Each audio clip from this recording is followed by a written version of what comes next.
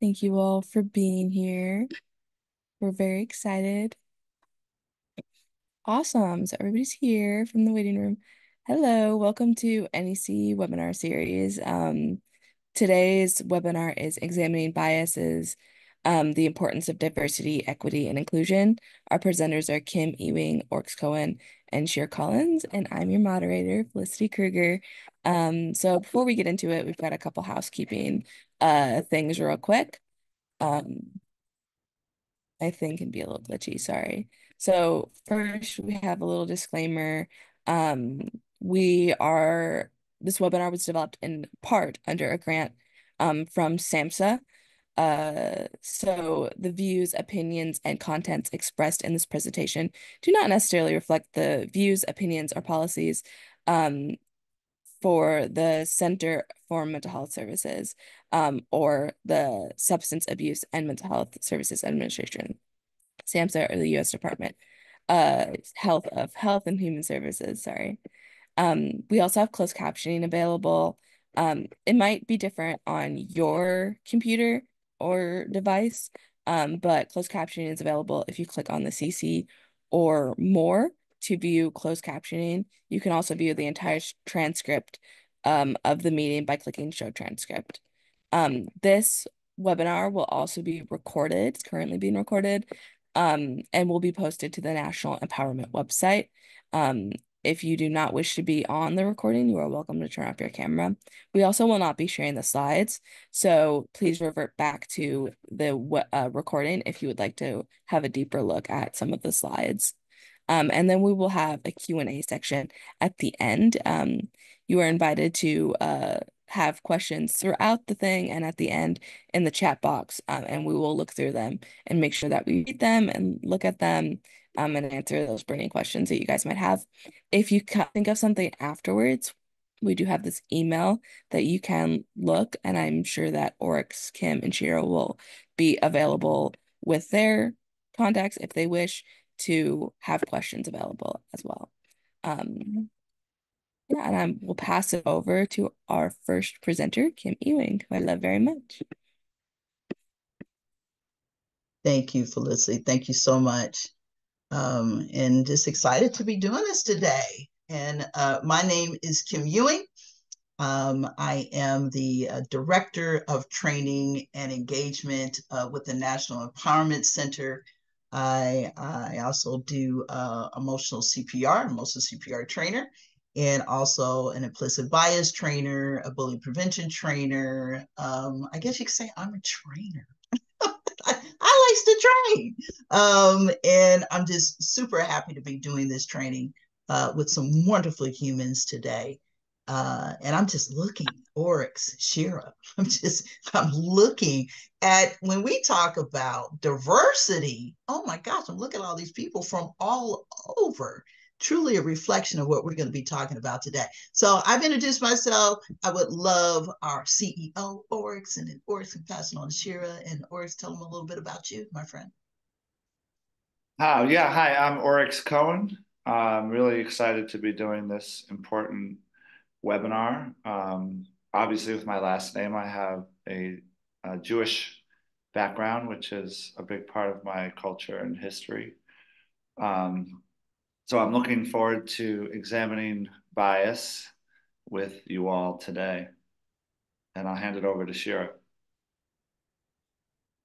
Hi, everyone. I'm Shira Collins. I'm the grant coordinator at the National Empowerment Center.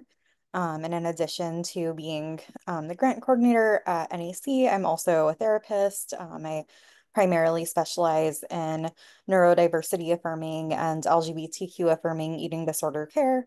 I am also Jewish, as you can probably guess by my first name. And I'm also queer and non-binary. And I'm also very excited to be here examining bias and having this discussion. I would also just like to add, thank you, Shira. As a part of my diversity, I now consider myself neurodiverse. And that's not a term I would have used until more recently. We're going to talk a little bit about neurodiversity as well. So I love that. Thank you, Urs, for sharing that. And I would say I fall into that category as well. And I think I think I can speak maybe for ourselves. We all come with lived experience. That's really what drew us all together in doing this great work we're doing at the National Empowerment Center. So anyway, thank you and welcome. So what we're going to do is we're going to start off with the first slide. And I just want to give a disclaimer as well. We're not going to cover everything. And there's so much to cover, and it's so hard because many of us were sitting back like, what to cover? But we're going to do our best to just really kind of give you an appetizer about examining bias. So I'm going to start with the very first slide.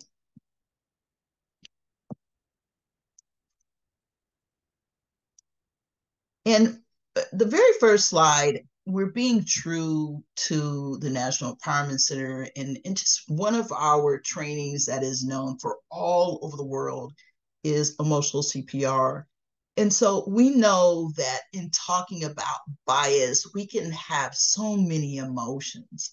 So, what we would love to do is invite you to see how you're doing. As we examine bias, we also want that awareness of our emotions. How are you feeling right now at this moment?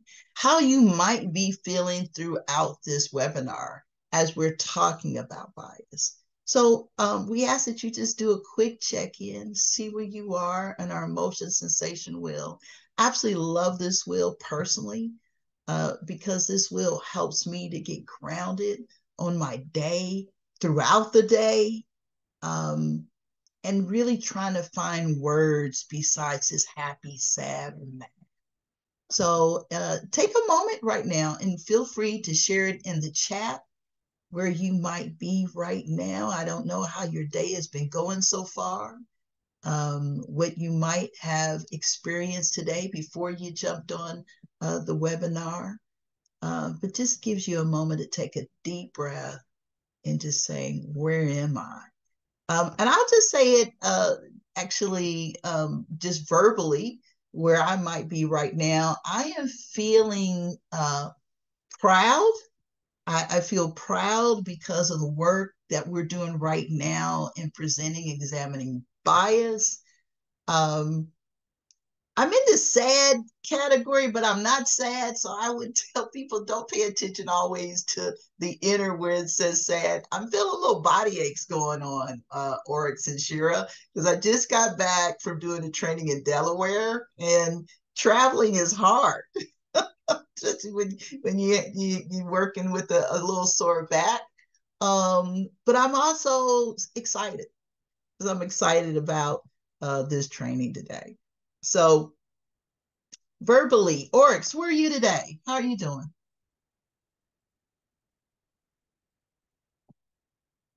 You might want to mute yourself, Oryx.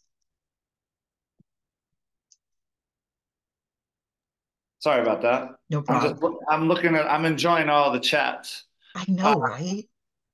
I'm feeling proud, Yeah. honestly, that we're doing this webinar and there was such a huge response to it.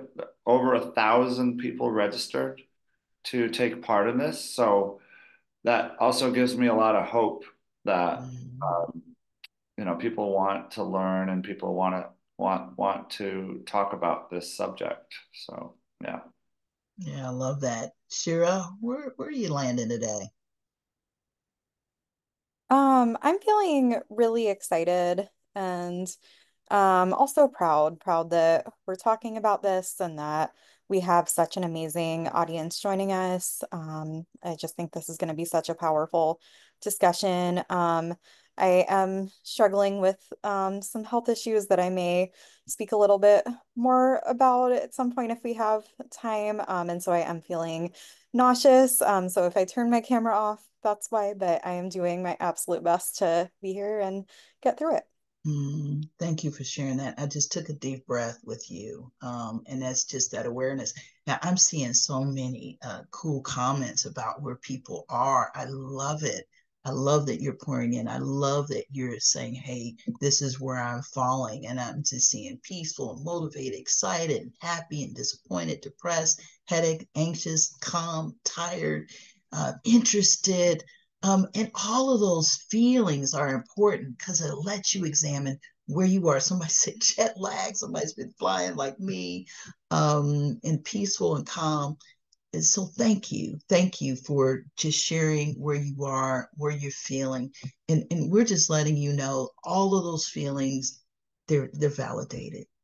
We can't really see you, but I feel like we see you virtually. And no matter how you're feeling today, thank you for showing up. And just take a picture of that in your mind about where you are. I'd love to have you to think about where you are after we're all done with the training. You know, when I think about uh, biases, and especially when we think about it from a race perspective, I think about James Baldwin. And, you know, he had shared to be African American is to be African without any memory or American without any privilege. Ooh, I remember when I first read that, that took my breath away, right? Being a woman who identifies as a Black woman. I also acknowledge the different ethnic groups that flow through my veins, from indigenous to different European ethnic groups, um, and also being a Black woman. So that just resonated with me so much. To be African American is to be African without any memory. Oh, wow. And American without any privilege. And that right there, I don't know for many of you if that hit you some kind of way, especially if you belong to the community of African Americans, or if you consider yourself Black or a person of color. Um, but that just really resonates with me so much. And I absolutely love what Ida B. Wells, who was a journalist and really was worked with suffrage and anti-lynching activists, very powerful. She said, the way to right wrongs is to turn the light on truth upon them. And, you know, right now the world is so polarized. It's so wonderful to be able to talk and exchange and to share, and to acknowledge, right? When we acknowledge, for me, I feel like a better human. And I'm also a former history teacher, an African American history teacher. And I think you cannot heal and you cannot correct things if we can't remember where we come from, right? I think this is so huge. So when we think about the stressors, as far as on a diverse and ethnical and with groups, this is so huge. We know now and have studies about what racism actually does to an individual, what discrimination does to an individual, what poverty does to an individual, and what violence does to an individual. These are those mental health disparities and all of these factors that now we can trace back to generational and intergenerational trauma. We now have studies that actually support what many of us have been going through. Stuff that's been passed down where we're like, whoa, where's this coming from? I didn't ask for this, right? And many of us are affected by this every single day. How do we carry it? How do we deal with it? How do we begin to take care of self so we can move through it and not stay in it? Shira, when you talked about being a Jewish and all the different, um, I would say that all the different things that make up Shira, how does this particular side resonate with you, my friend? It definitely resonates a lot because I think I have experienced discrimination based on all of those factors, really, and that does take a toll. But at the same time, I do, of course, have so much privilege. I have white privilege. and relatively financially stable and have educational privilege. So of course there's a lot of different types of violence and poverty and of course racism that I have not experienced. So yeah, I think this is just such an important slide. Thank you for that. Or when you see the site, how does it resonate with you?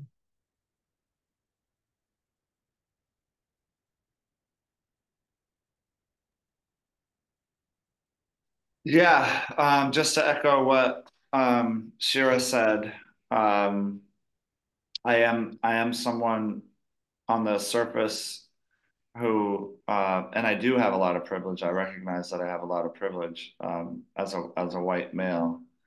Um, but then in some of these other areas, if you kind of look beneath the surface, I have a Jewish background, and unfortunately, there's a lot of anti-Semitism going on right now. So honestly, sometimes I walk around and I'm a little afraid Mm-hmm. just because of my last name. Yeah. Um, I walk around in a bit of fear that something is going to happen to me. And then I also have my mental health history, um, which doesn't help once you receive a diagnosis. Mm-hmm. You're Yeah. treated quite differently by society. So I'm always afraid that someone's going to discover my history and I'm going to lose Oh. my family, or I'm going to lose other things that I love to do, like basketball coaching. Um, so that's a tough part. That's kind of below the surface, Mm-hmm. always below the surface. Absolutely. Thank you both for sharing that. And that really just helps bring this slide alive because those are the heaviness and the stressors that we carry. And you know, everybody is so different. Sometimes you don't know. And so we may say, oh, this guy, he should be fine, but we don't know what one carries and of the past of one's carrying from someone else where you thinking you could be discriminated against. You think that maybe as a result of you being you, you could experience violence or poverty. So thank you both for weighing that and what it does to one's mental health. I absolutely love this slide, y'all. I've been sharing this slide for many years.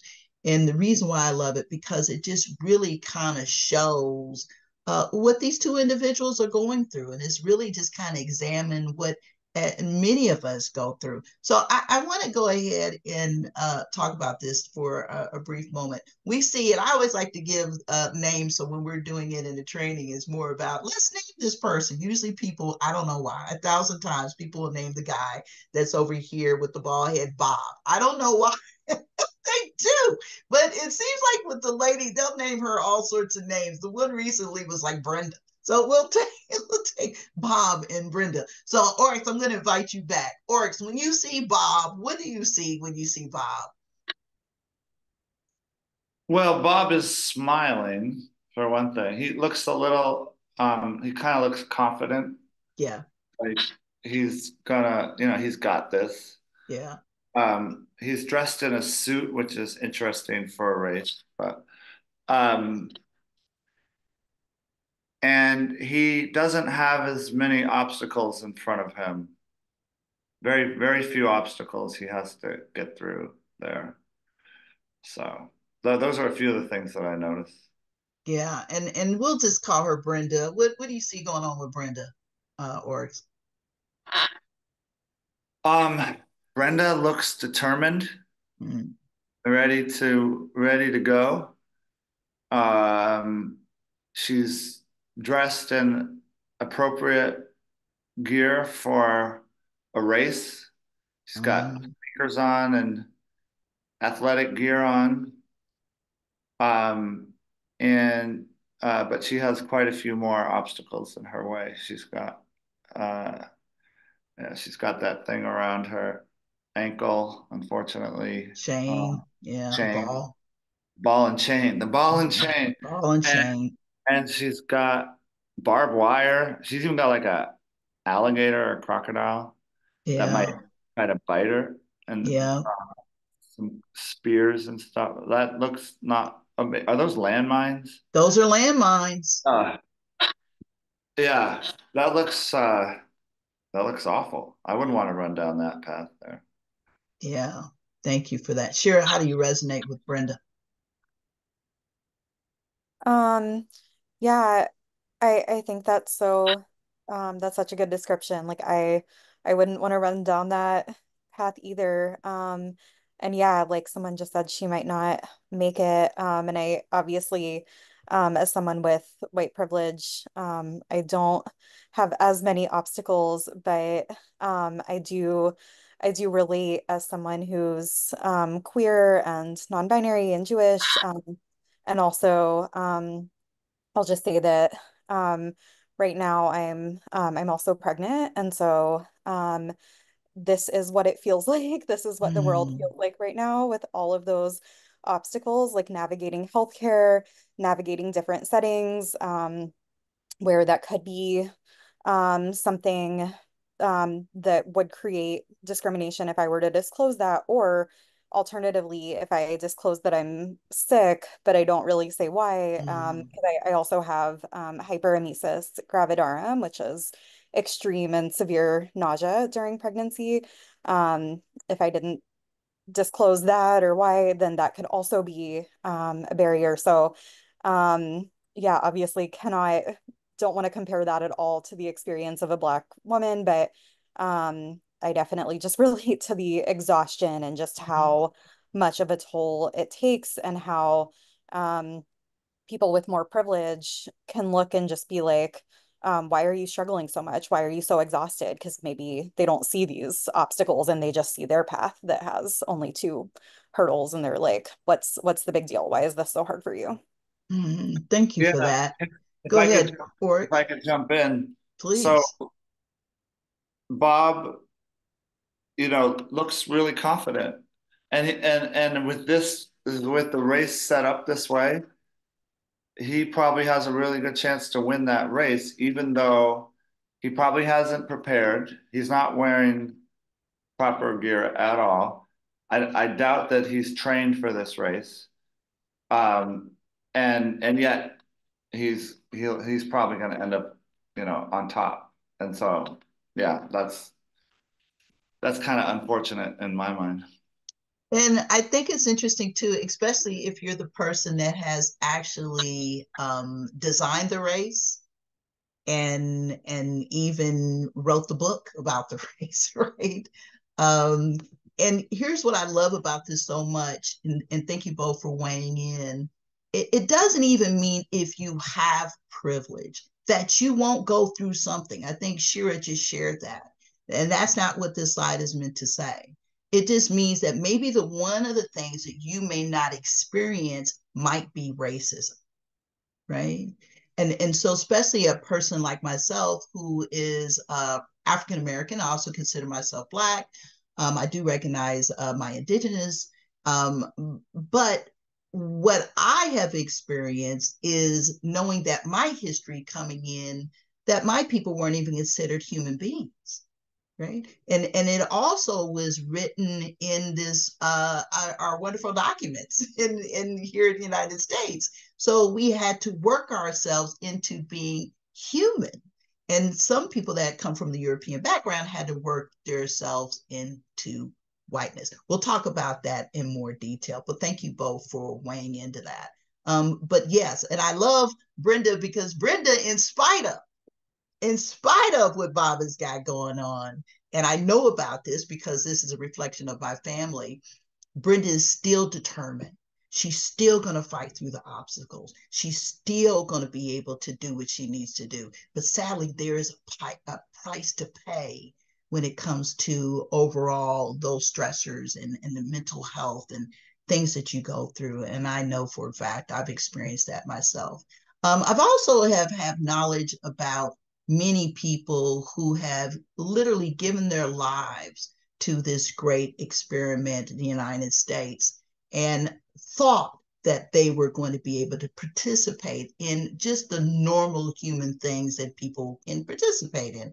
And one of the things is the GI Bill.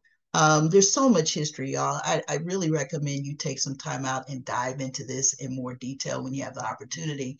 But some of you probably are aware of the GI Bill and how that really helped many folks that served and could come back and participate in this American dream and maybe get a really nice house or going to get education and things of that nature. But many African American people and people of color were not able to participate in this, even though they gave their lives for their country. And so there's so many different forms of discrimination that people of color have faced. And they faced it in the social and economic systems that we call education. Shira mentioned health, also housing, community, and criminal justice.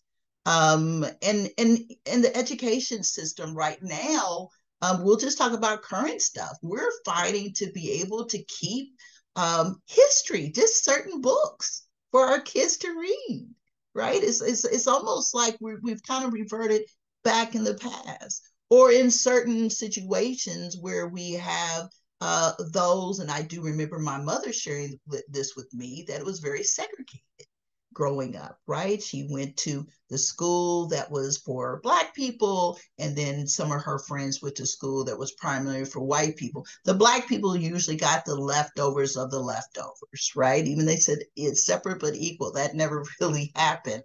And then, of course, the white kids were able to get the latest in technology, the latest books, whatever that case may be. There's so much to dive into this. Healthcare, the same way. Shira talked about the hurdles that, Shira, you've had to go through. And I know you'll talk about that in more detail. And well, housing. I remember when I tried to sell my house, I didn't even talk about it with people, but I had to de-black my house.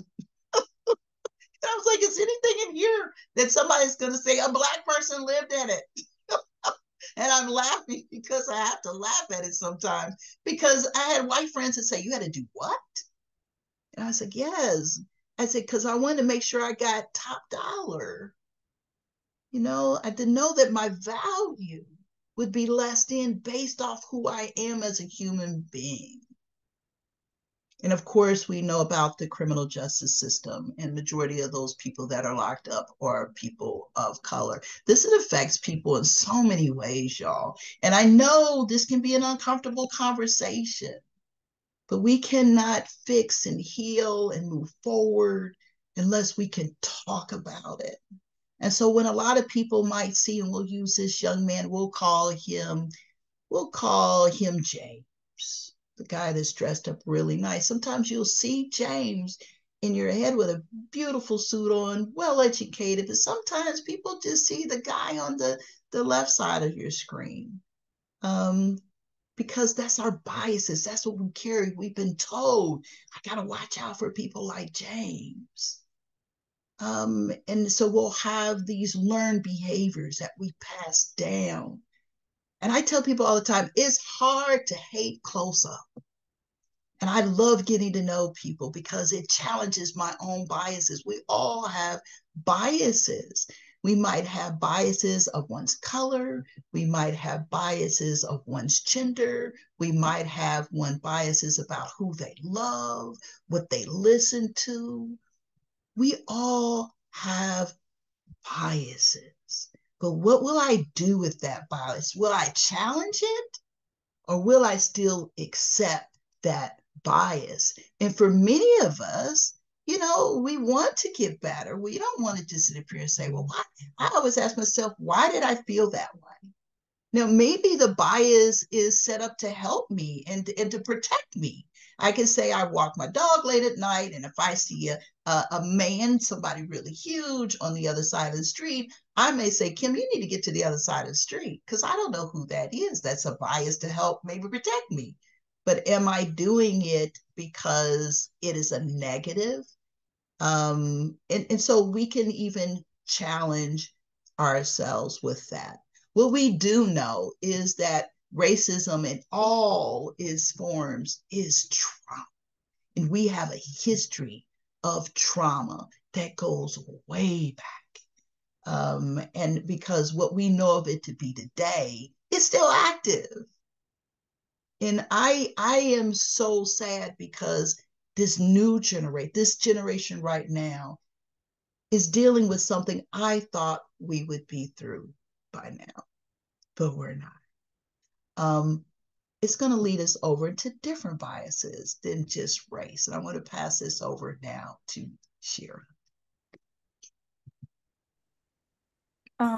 Yeah, thank you so much, Kim, for that powerful um, overview of racism. And so, yeah, there's a lot of different types of bias out there that's important to recognize.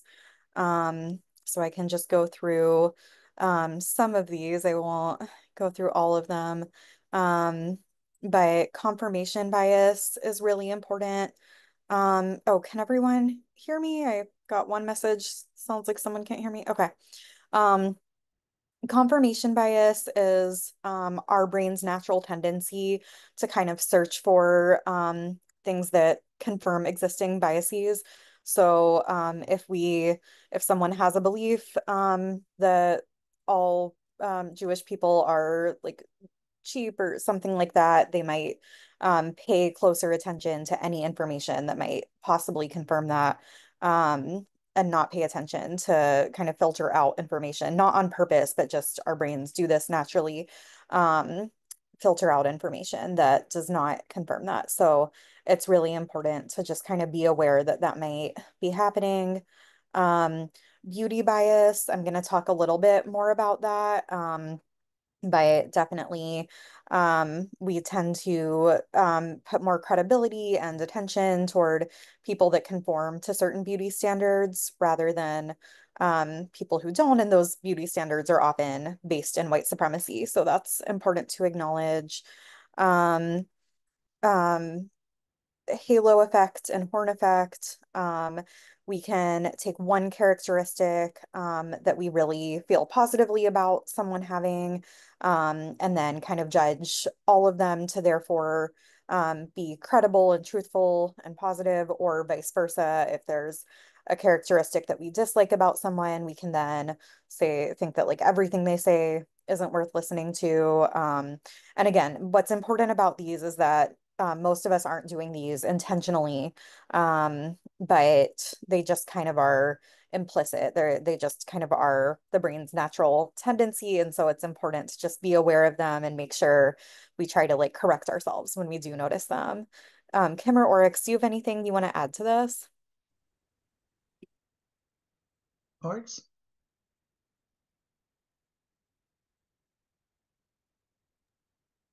No, I think you're doing great. I have nothing to add. Mm-hmm. Point. Mm-hmm. And here's a one you've kind of mentioned these already, but I don't know if there's anything you want to highlight off of this one too, Shira. Sure, I'll just read the descriptions of the ones that I didn't get a chance to mention. Affinity bias is when we favor people who we share qualities with. For example, liking someone because they went to the same school as you, or just kind of even if you notice like someone went to the same school and they're sharing information and you're like, oh, I'm paying more attention to this. Like even if you're not like their best friend, but you notice yourself paying more attention or putting more stock into it, that would be an example of this bias. Contrast effect is when we compare one thing to another rather than judging the whole application on its merits. Um, Gender bias is when you think one gender may be better for a role than another. This is largely based on stereotyping. Um, and yeah, I went over halo and horns. I encourage you to just kind of look more into these and look them up because everyone does these, everyone has them. And so it's good to just be intentional and be mindful of that. I would Yeah, like to say, go ahead, Oryx. yeah. I don't know if we're on the. Sometimes we're I know you know, we're in sync. want to say the same thing, but I was going to say that just to emphasize that we all have biases. Mm-hmm. So it doesn't mean you're a bad person. It just means you're a human being. That That part. you have we have biases, and so the Mm-hmm. important thing is to be aware of those biases. So the title of this webinar, we're examining our bias. Mm-hmm. So when we go through these, be thinking about, wait, what are my biases? Mm-hmm. because we all have them. And thank you for saying that too, Orcs, because they're not all bad, y'all. I mean, when I think about a bias, I tell people all the time this, but I have a bias. I'm like, it's okay. I have a bias about chocolate chip cookies, right? I do. I don't like soft chocolate chip cookies. I like the ones that are crunchy and popping. I'm sorry if you with me and you give me a soft one, I'm gonna probably give it right back to you. People laughing, it's true. Um, and I'm being funny because they're not all bad. I see the biases when you hurt and harm another individual with your bias, right? You don't promote someone because you're biased.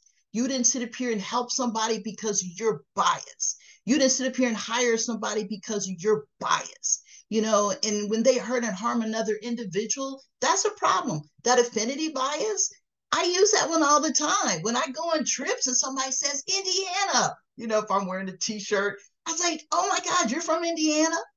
And it connects us. There's a good bias, right? Now I don't even know who this person is. And now we're the best of friends. It happens like you can be over in another country and y'all buddies. Right? That gender bias, right? I've had that affect me many a time, right? I have had in my past people go to a meeting and they were all men, identified as men, and I should have been in that meeting because of my title, but I was a woman and I wasn't invited, and it was very it was intentional, and it was all directors, but my assistant was a man and he was invited and they were trying to sneak and do it, but he got busted. I was not happy with that, right? So there are biases that actually can hurt and harm individuals as well, and also bring connection. So let's not just see them as Ori said as being bad, as being human. Um, Thank you for that. Want me to advance over, Shira? Okay. So this is another form of bias that's less about like a brain's mechanism and of having bias and more about a form of oppression. So sanism is a form of systemic and systematic discrimination and oppression of people who have been diagnosed with psychiatric disorders or who have or are perceived to have mental differences or emotional distress. Um, this can look like discrimination in employment and housing, the media equating mental illness with violence, involuntary holds and commitments to locked psychiatric facilities, forced drugging, restraint and seclusion, coercion into psychiatric treatment to access survival benefits. So saying someone has to be in psychiatric treatment to be able to access housing or disability income, things like that. Police violence, which of course disproportionately happens to people of color, and targets of violence at home and in the community. Um, 50% of victims of police shootings are disabled, and the majority of those do have psychiatric diagnoses.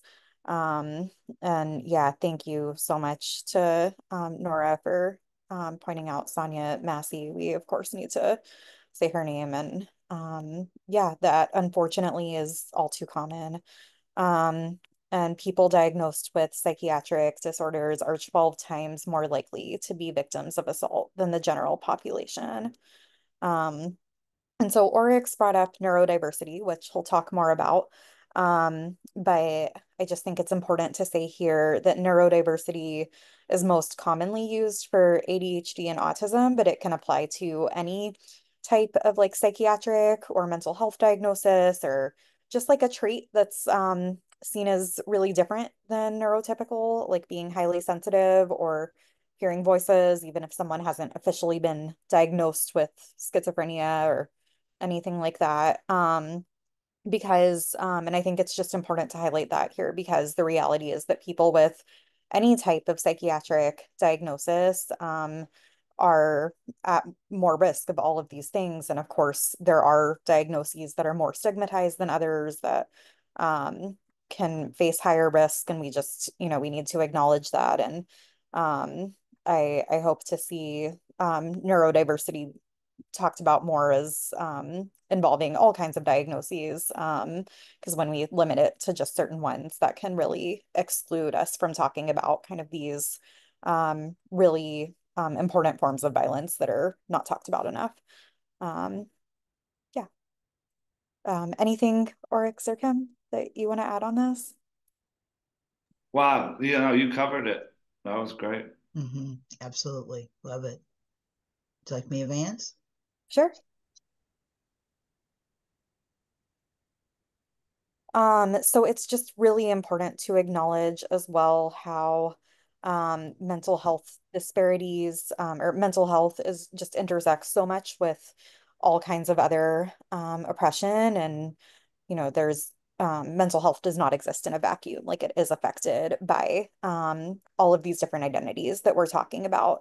So there's a lot of different mental health barriers faced by minorities, lack of available resources, transportation issues, language barriers, belief that mental health treatment doesn't work. And also, that belief is kind of founded in reality at times. Mental health treatment is often developed by and for white men, or often what we consider evidence-based is mental health treatment modalities that have been tested primarily on white college students, so like people who can afford college. So like that's a whole different sample of people than someone from a minority group who may be trying to access mental health treatment and may need a different form of treatment.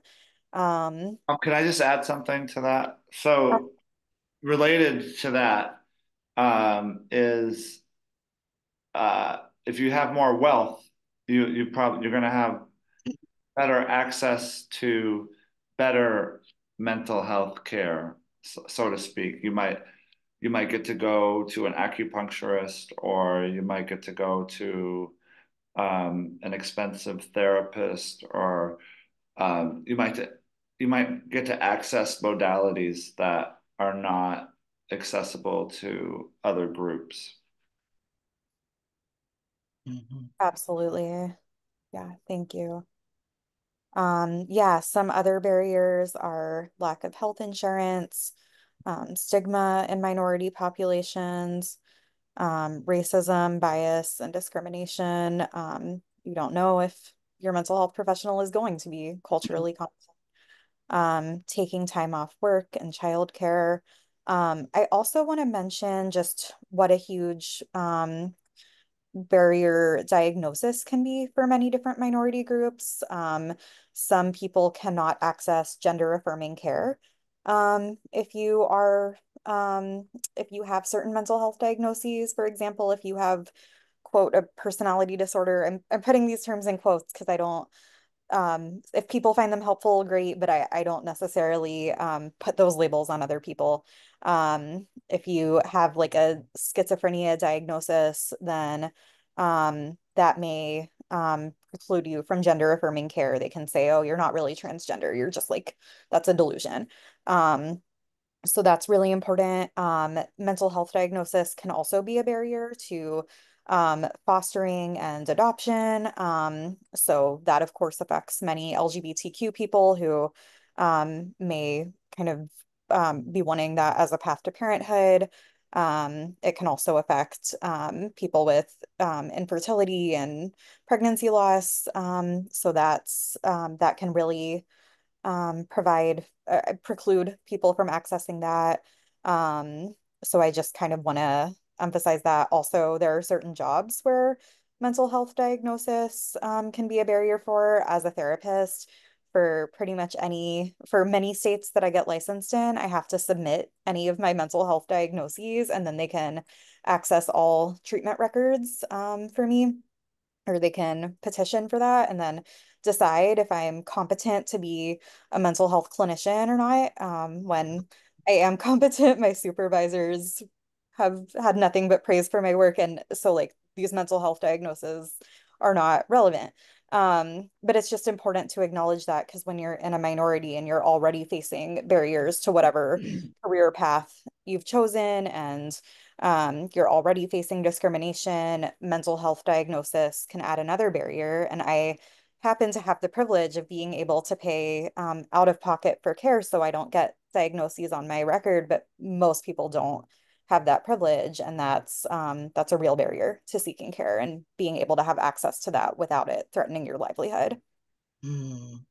That resonated with me so much, Shira, because, as a Black woman that I identify with, it made me understand why many of my relatives would not seek help, because there's already a barrier, number one, being Black. And then number two, maybe you fall into another category, which is being a woman. And then depending on your ageism can fall in there. Maybe where you live falls in there. And so you already have the deck is stacked up against you. So to even be able to acknowledge that you're not well and physically or mentally, is something that you like, I can't release that.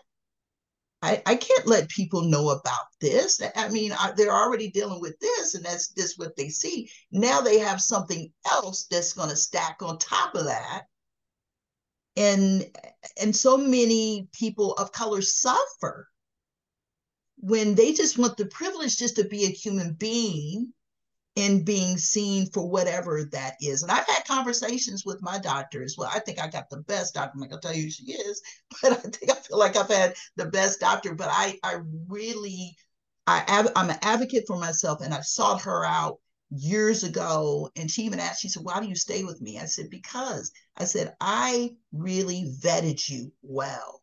And I know that this is not always the case with many physicians that see people of color. I have too many family and friends and tell me that their doctor has all these biases and they're not treated properly, right? And not the way that they wish they could be treated. So thank you for sharing that, because there's so many different hurdles many people have to go through and why we still stay guarded, right? Um, yeah, thank you for that. Would you like me to advance to the next slide?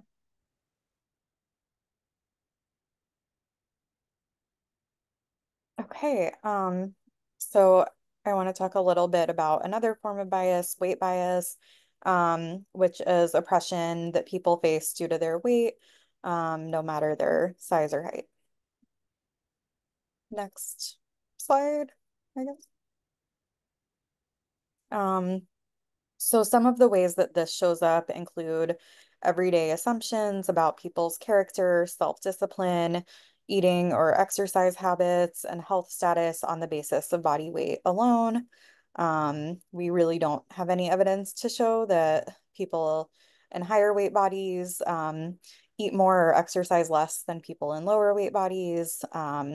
And weight, we also don't have great evidence showing that weight is equal to health or has the relationship with health that we've all kind of been taught to believe, or that's so ingrained.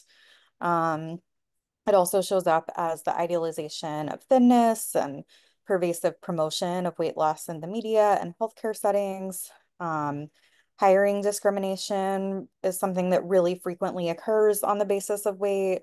Income disparities, workplace and school bullying, even discrimination in custody and adoption can happen due to weight, and denial of healthcare due to body weight. There's often like weight cutoffs for certain surgeries, for certain types of treatment. So it's really, there is like a systemic oppression that often isn't talked about here.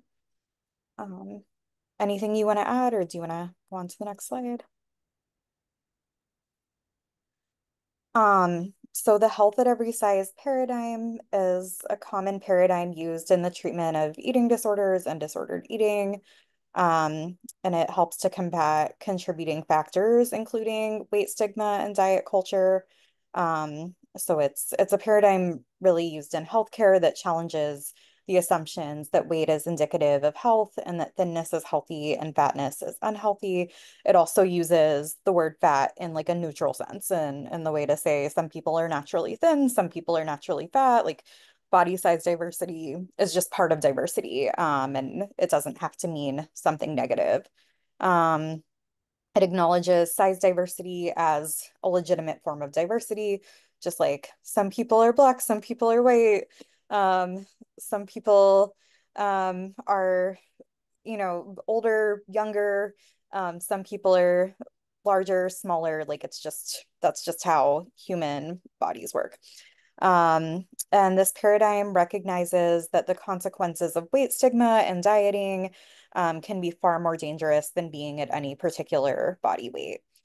So if this is something you're curious about, or if you're if you're like reading this and you're like, wait, what? Like I thought that being a certain weight was really unhealthy and bad. I don't have time to like unpack the science of that.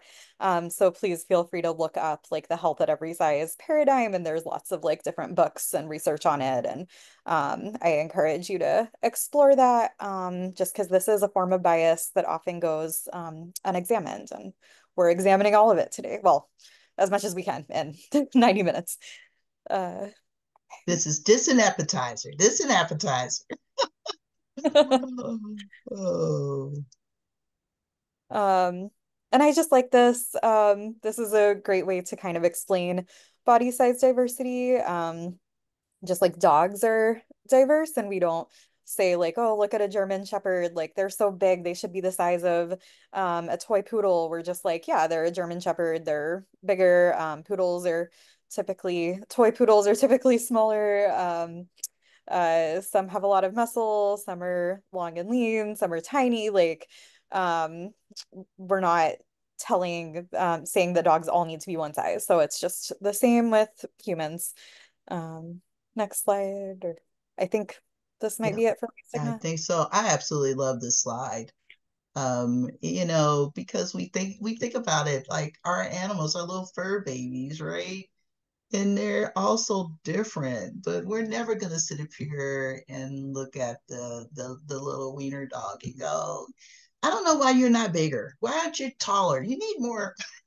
Get you some more legs going on, or even the little bulldog or the greyhound.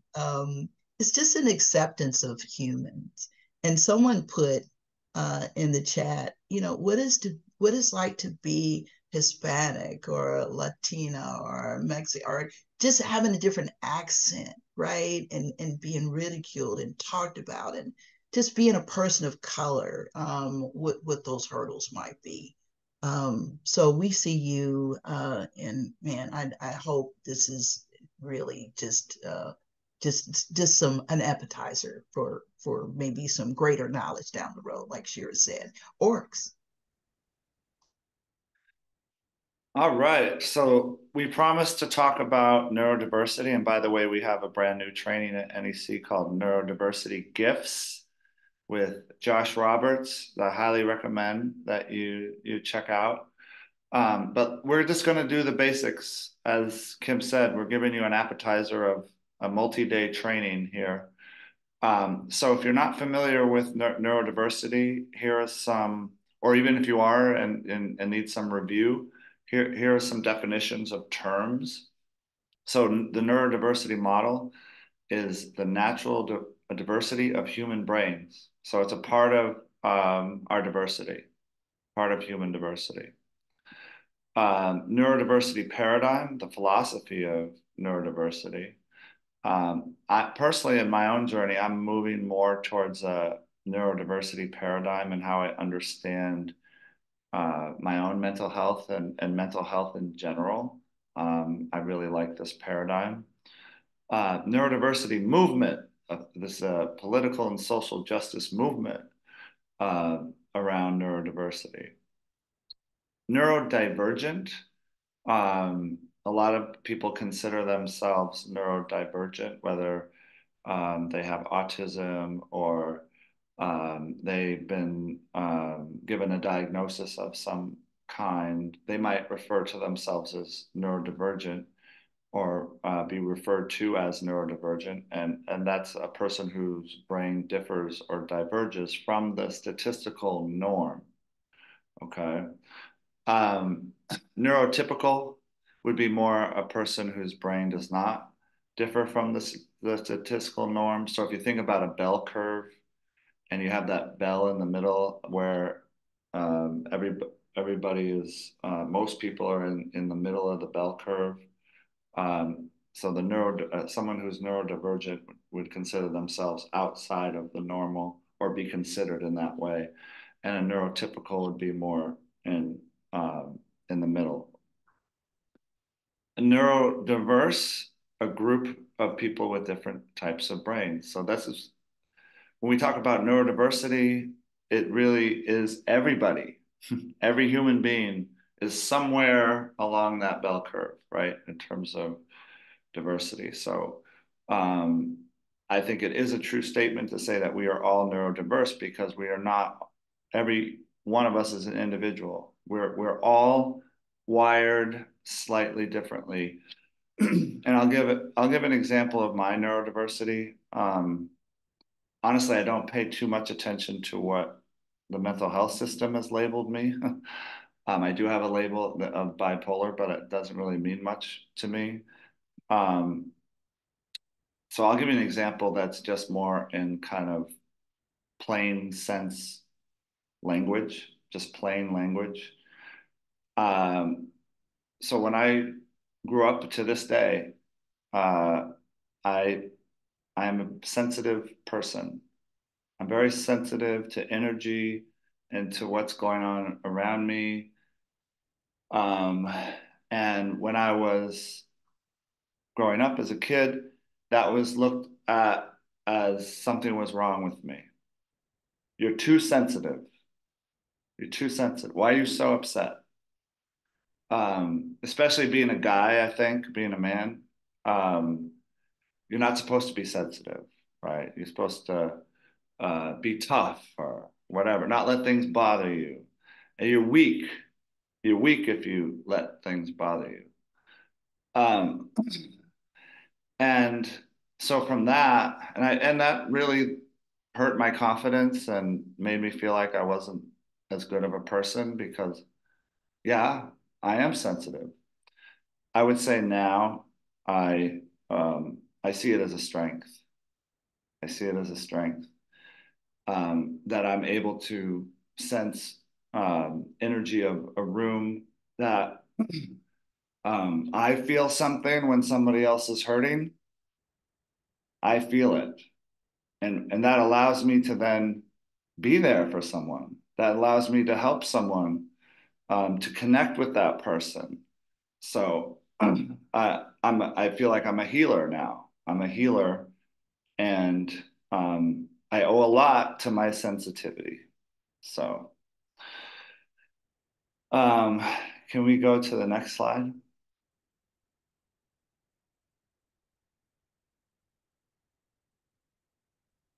All right. So these are some examples of neurodiversity, right? Dyspraxia, and you can kind of look through these: dyscalculia, dyslexia, autism, ADHD, all types of mental health diagnoses or mental health experiences, acquired neurodivergence, like empathy and adaptability, Tourette's. So these are some examples of what we're talking about with neurodiversity. And it's not inclusive. It's not, there's definitely more. These are just examples of the diversity. So if your group is not up here, you are included. You are included. These are some examples. Can we go to the next slide? Yeah, before we go, or you know what I also love about this slide? I love about this slide because it shows our superpowers, right? If you fall into a category of ADHD, it also shows that with that, there's creativity. You know, there's a hyper focus. And, you know, so many people used to consider that at first, like, oh, you're disruptive. You know, Right. I mean, right? And Yeah. so I remember really carrying a stigma about ADHD. You didn't want people to know about that.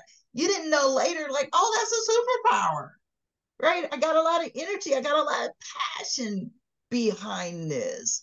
Yeah. Wherever you fall on here, what I love now is we're focusing in on what your strengths are, because we have been told that something's wrong with us, right? Instead of what's right with me, right? And so Yeah. I love that they're gifts. And Yes. right before there was such a heaviness, I didn't want to share that for the longest. I was just this kid that was hyperactive. One teacher, I've never shared this in public before, so it's weird that I'm doing it now. But she didn't know what to do with me. And seriously, this is fourth grade. She put me in the corner for a whole year, y'all. And I'm not exaggerating.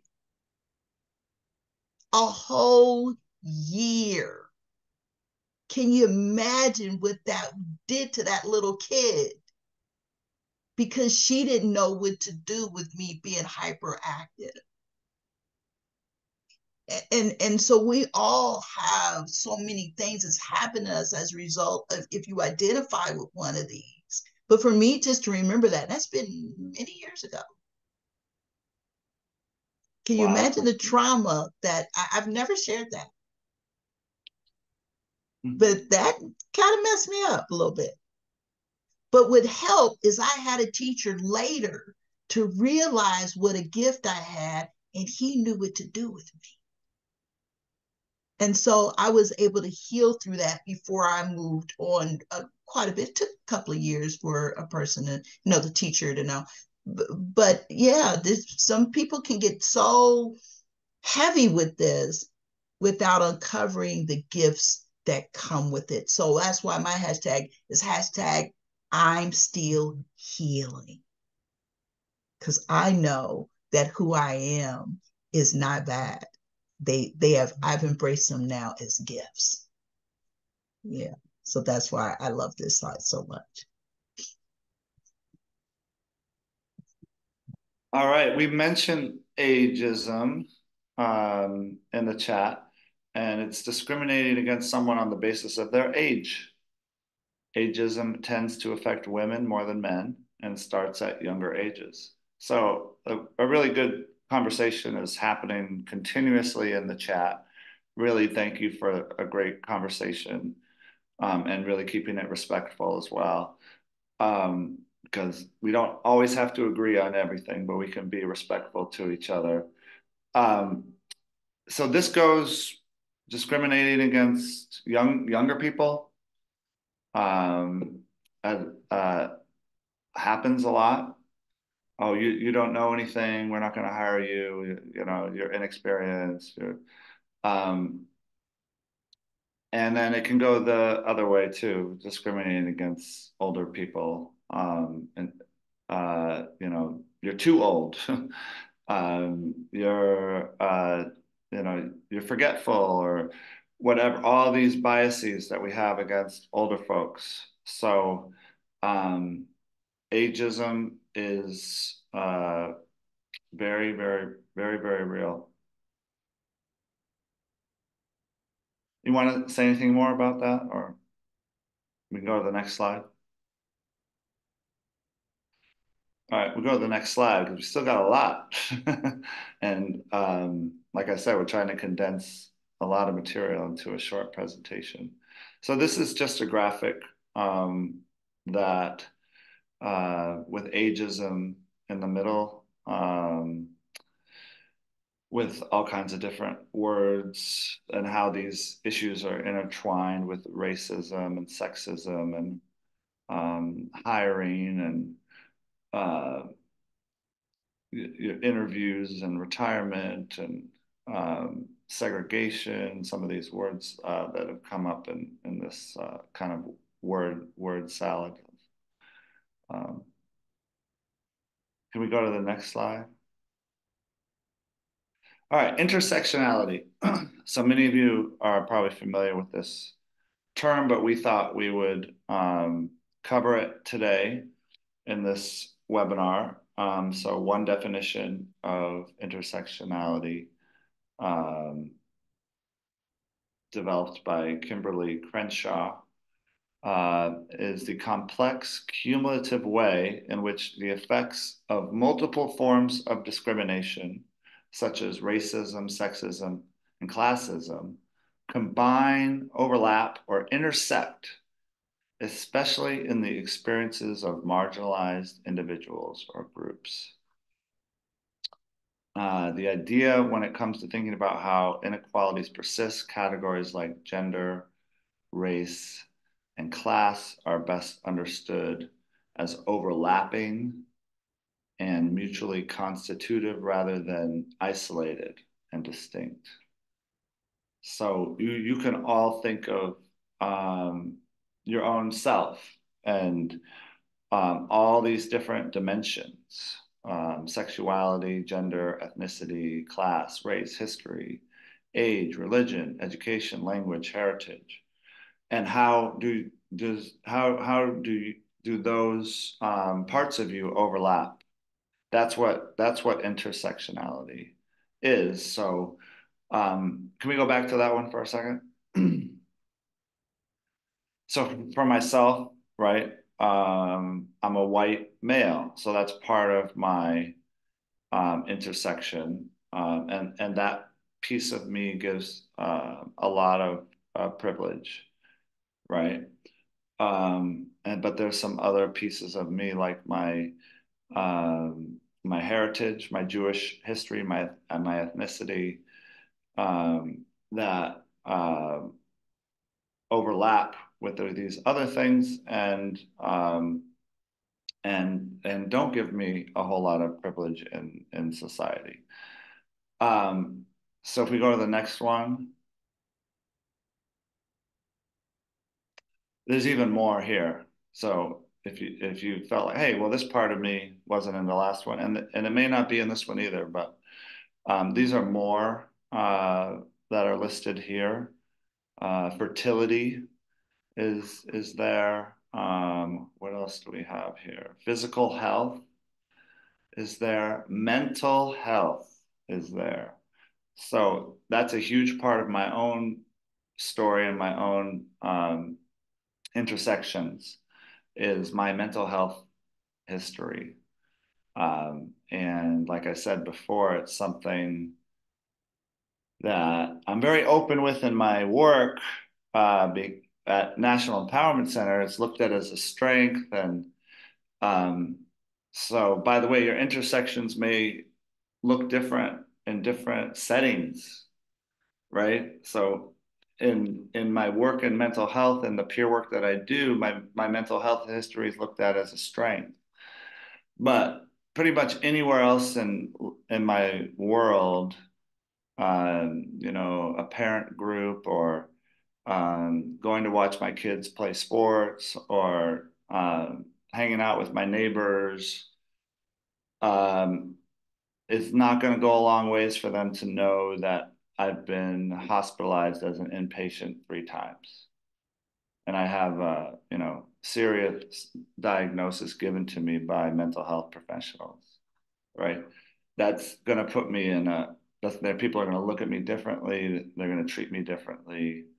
So honestly, I don't talk about my mental health history much when I'm out and about because I don't want to have people look at me less than.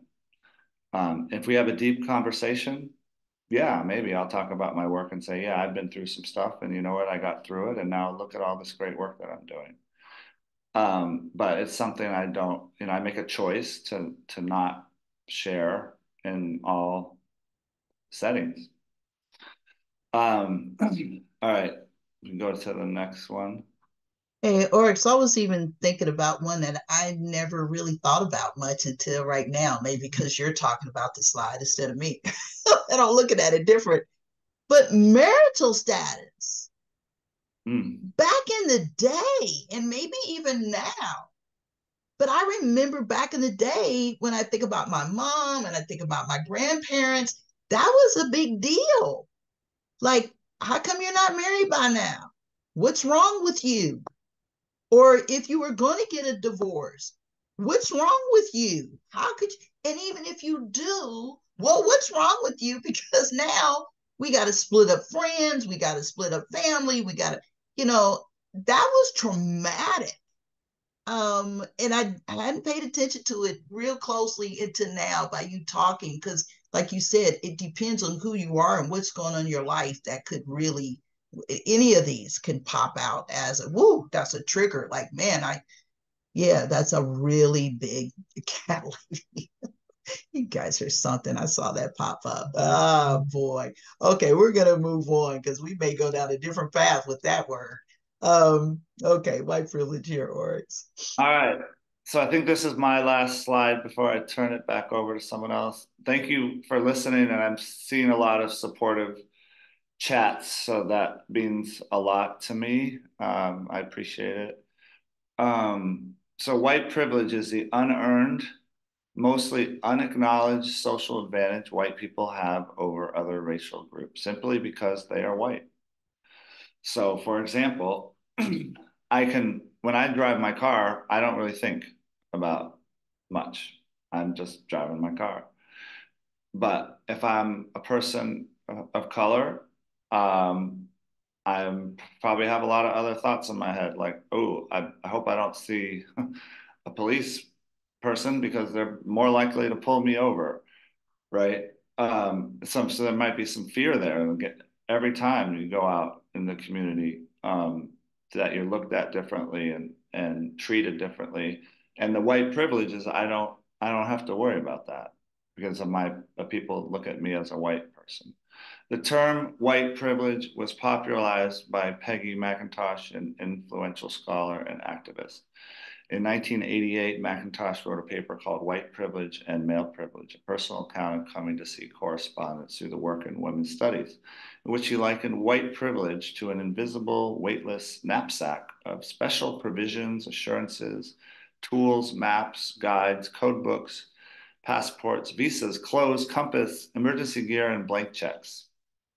So I just gave one example of some of the privileges that we have walking around as white folks, um, and all of these other areas are also are there. There's just so many privileges that we have.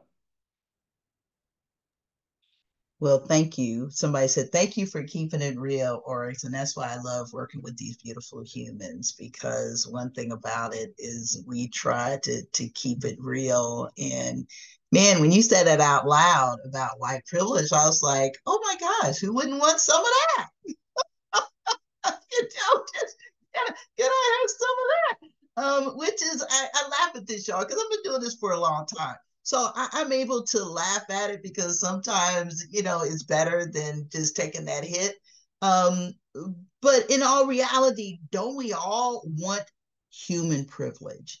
And it's just saying, because I'm a human, and I won't even say privilege, because I'm a human, can I just be treated just like a human? But we are working in, sadly, this design, and even other people from Europe had to work their way into whiteness, right? It just all of a sudden just didn't open up the floodgates for everybody to say, "Oh, come on in." But that's for another time for you to dive into that. And I even have privilege. I have a privilege of colorism, right? And as a fair Black woman, I can acknowledge that there's certain privilege that I know that I have. And but some people, they may not have that. That's a part of my family and my loved ones, but it's that closeness to whiteness, right, that some people of color can experience, even though I can experience racism as a Black woman. Or some people say, I don't know what you are, but I know you're not white. So go figure that out. But a microaggression, many of us have experienced this. It's a term used for a brief and commonplace, a daily verbal, behavioral, environmental indignities, that some of us can actually say, man, I've experienced it. What does it look like? It says whether intentional or unintentional, that communicate hostile, derogatory, and negative, prejudgmental slights and insults toward any group, particularly cultural marginalized groups. And for certain folks, they no matter what your race or color or gender, you say, I've experienced microaggression. What I love is when you're in the company of somebody else and they actually know that this has happened, that somebody says something, somebody speaks up, somebody acknowledges, you know what? I didn't like the way that made me feel. And they check on the other person and say, how are you? And I could say I've experienced that. I've experienced that in my own group working at NEC, where something has happened and someone has actually spoke up. But I'll be honest with you, majority of the time, I haven't had anybody do that. Sometimes I have to speak up for myself, and sometimes I don't, because it's like, is this going to make it worse or better for me? And many people will actually just take the hit because they say I can get to the end. So we know that white supremacy is something that's very active. It's something that's very real. Those implicit biases are these attitudes and those stereotypes. Our brain is real quick, y'all. It likes to quickly just put people in categories. That's what implicit bias is. We do it without thinking, right? It could be somebody that is, let's say they're Latino. I've seen this happen. And they're a professional and they're talking to somebody else. And I saw a person actually say to this beautiful human, oh, wow, you speak really good English. You speak well. And I'll be honest with you, I was like, what in the world did you just say? And I actually confronted that person. I'm like, what made you say that? Right? Like, they don't know English? This person had been probably living here longer than the other person's ancestors. But in these slight things that you do so quickly, they're so hurtful and so demeaning.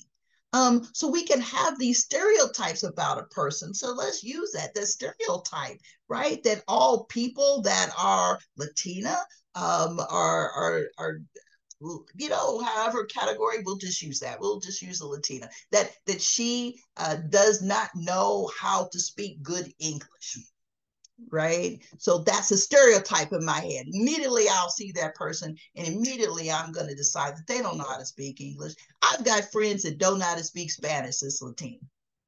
And they'll say that. They'll say, Kim, I don't speak Spanish well. I hate that because people look at me and they think I should know it.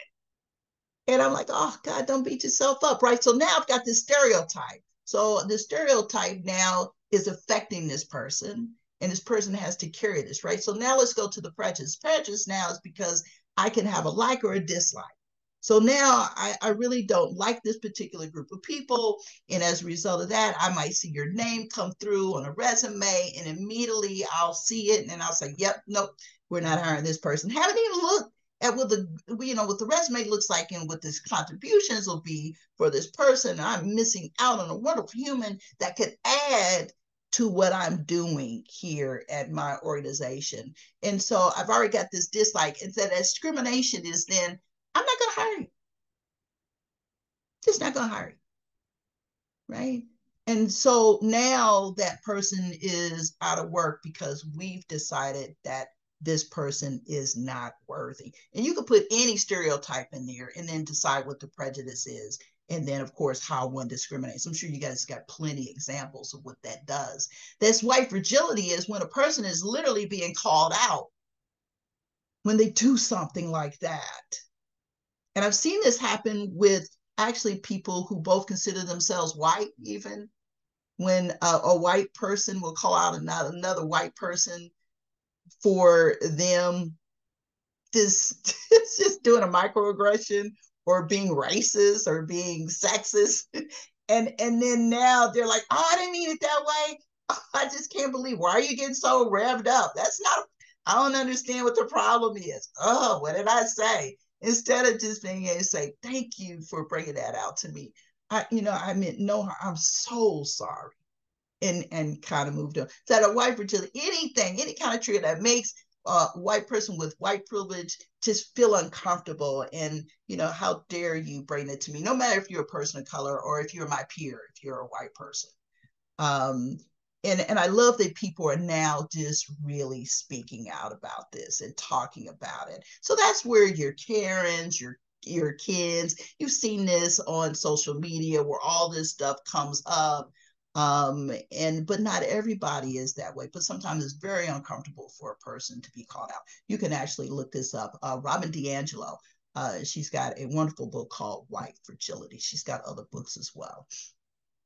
So in reality, our biases affect us in our decision making. We all have them. So what can we do? It's our perception, how we see people and perceive the reality, our attitude. How can we act towards certain people, right? Why do I feel this way?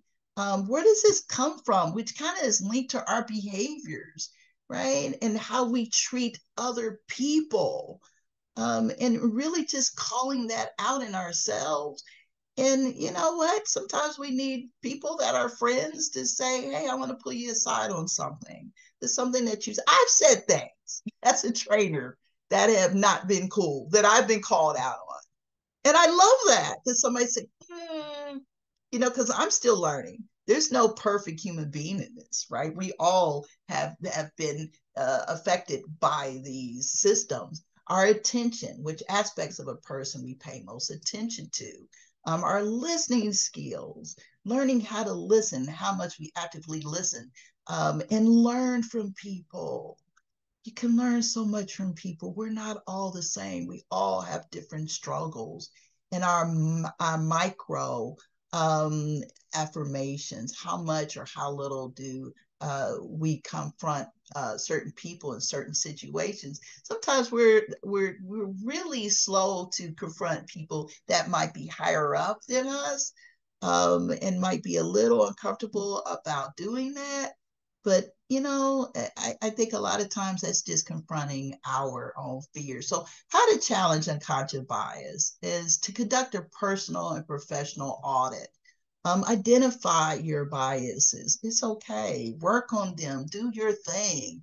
List ways that unconscious bias and hidden biases impact our behavior. I always feel like if I work on these, I'm just going to be a better human being, right? I didn't choose to be born in this body or to be born in the United States, to be born in Indiana, and to be born to this particular family. I could have been anywhere in the world, right? But this is who I am, and I want to learn and also recognize that there are other people beside me. Learn to recognize and avoid generalizations, counter stereotypes with positive images, and may practice individualization.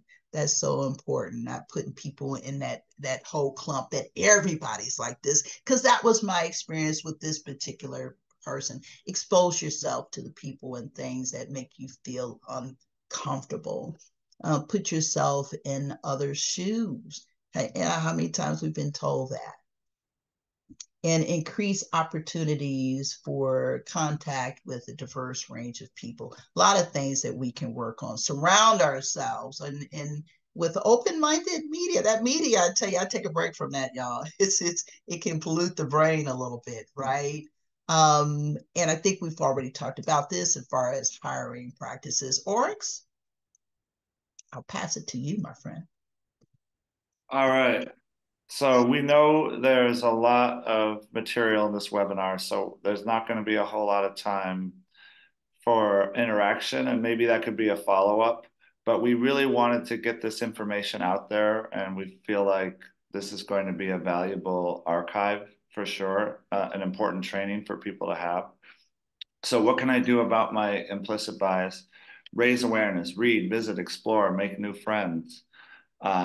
Process information in a thoughtful and deliberate manner. Be authentic, connect, spend quality time. Don't be afraid to ask questions and don't assume. Truly see a person as an individual, not a category.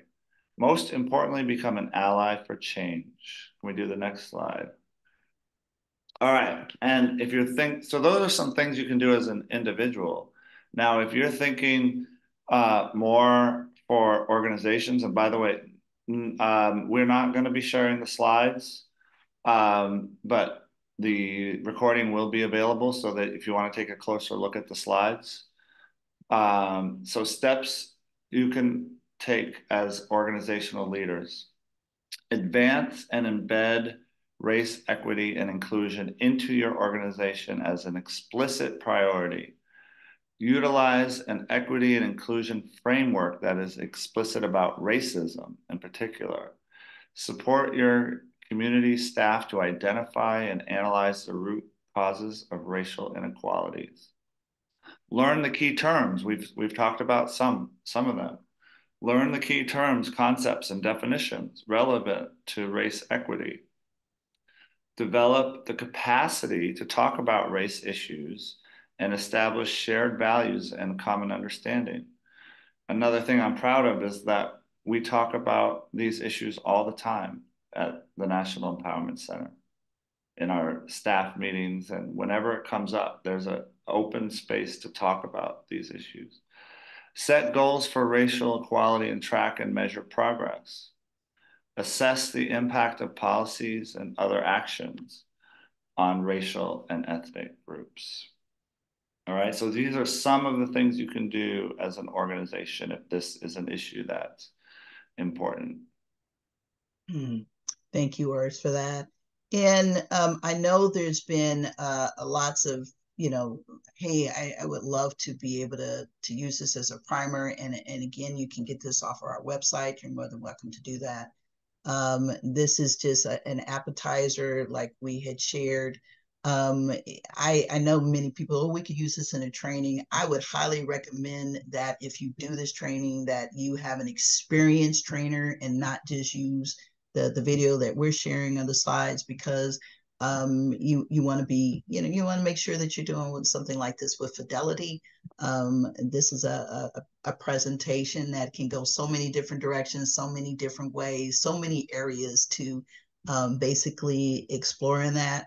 And if we get enough feedback on what your thoughts are, if you want to dive deeper, we're going to huddle up and talk about that, what we could do down the line that will meet your need. Because again, this is just an appetizer. Seems like there might be momentum for a part two. That's Absolutely. more interactive. Absolutely. And I know people have a lot to contribute to this. So absolutely. But this will be up on our website. And I guess we can expect it up on our website. How soon, we think? Felicity, what do you think? I don't know. It's maybe by next week or so. Maybe, I don't know. You tell me. we're usually pretty fast. It'll be up in the next couple of days. Wonderful. Well, thank you all for chiming in. So many people came in from all over. Thank you all for that. We appreciate you so much. We have lots of questions in the chat, but we don't have any time really to answer them. So we really encourage you guys to write questions down and send them to our speaker. And I'm sure that they would love to answer those questions when they have time. Absolutely. Thank you all for joining us today. And just keep learning, keep growing, and keep being aware of your biases. It can make all the difference in the world. Thank you all.